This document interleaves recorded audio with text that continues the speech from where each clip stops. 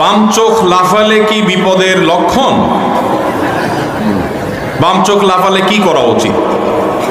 বাম চোখ যদি লাফায় তাহলে ডাক্তারের কাছে যাওয়া উচিত। মানে অতিরিক্ত যদি লাফায় অস্বাভাবিক পর্যায়ে, তাহলে একজন ভালো আই স্পেশালিস্টের কাছে যাওয়া উচিত যে আমার চোখে কোনো সমস্যা হয়েছে কিনা, এত বেশি লাফাচ্ছে কেন।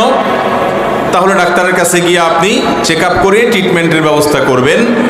বাম চোখ লাফালে বিপদ আসে, কোনো অশনির সংবাদ আসছে, একটা দুঃখের সংবাদ আসছে, এরকম একটা বিশ্বাস বহুকাল থেকে আমাদের দেশে গ্রামাঞ্চলে ছিল। আলহামদুলিল্লাহ এগুলো আস্তে আস্তে হারিয়ে যাচ্ছে, এগুলো আস্তে আস্তে দূর হচ্ছে আলহামদুলিল্লাহ। কিন্তু এখনো পর্যন্ত অনেকে এগুলো ধরে রাখছে।